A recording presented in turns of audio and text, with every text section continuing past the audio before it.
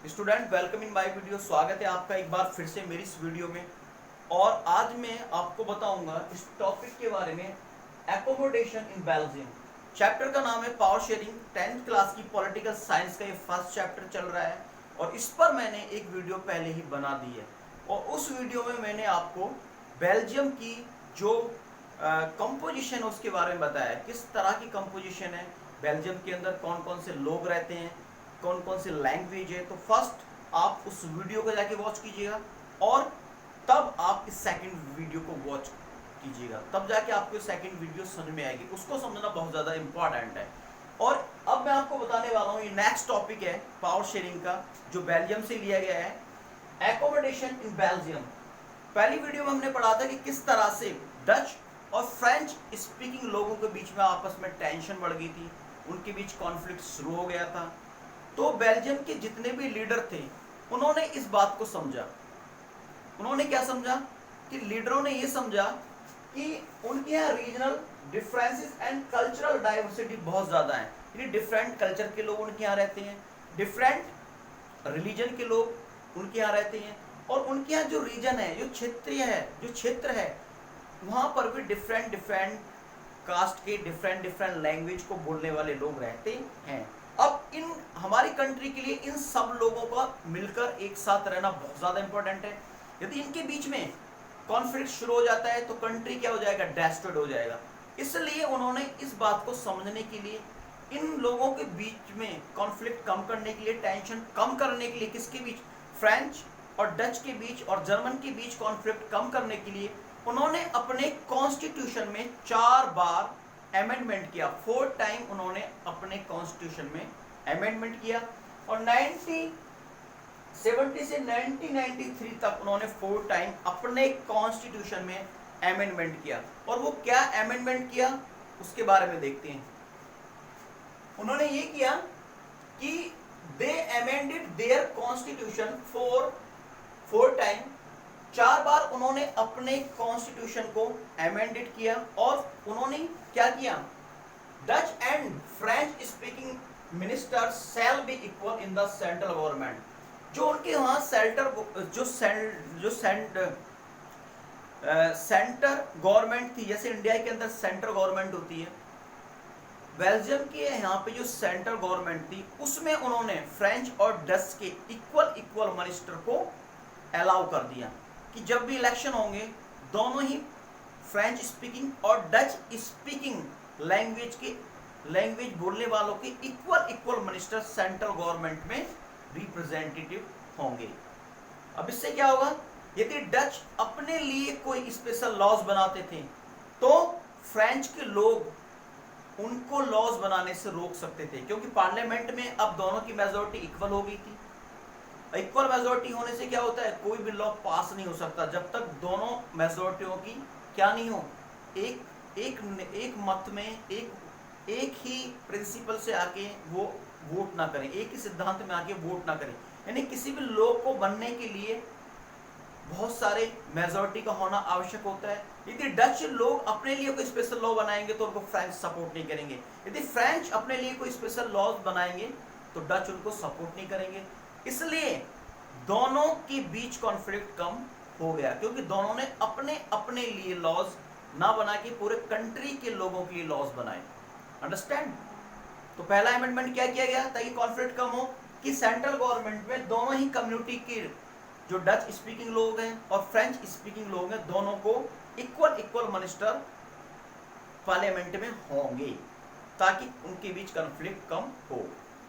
दूसरा उन्होंने ये किया कि सेंट्रल जो गवर्नमेंट थी उसने अपनी कुछ पावर स्टेट गवर्नमेंट को प्रोवाइड करवाई।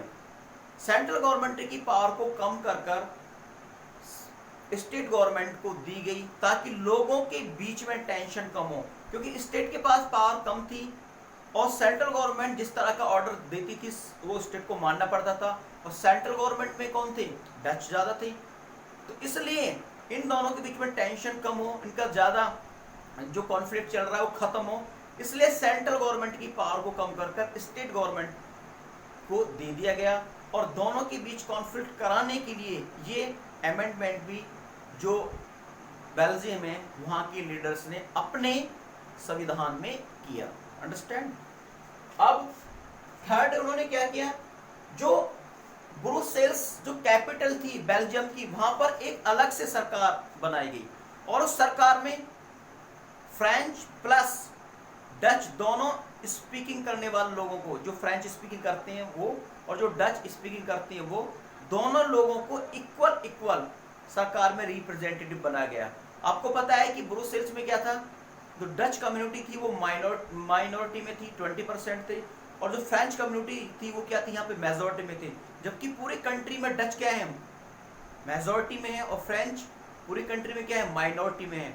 तो डच ने यहाँ पर ये स्वीकार किया कि हम फ्रेंच को ब्रुसेल्स में इक्वल रिप्रेजेंटेटिव सरकार में मानते हैं, और फ्रेंच ने भी उसको यहाँ पे ब्रुसेल्स में ये चीज एक्सेप्ट की। क्यों?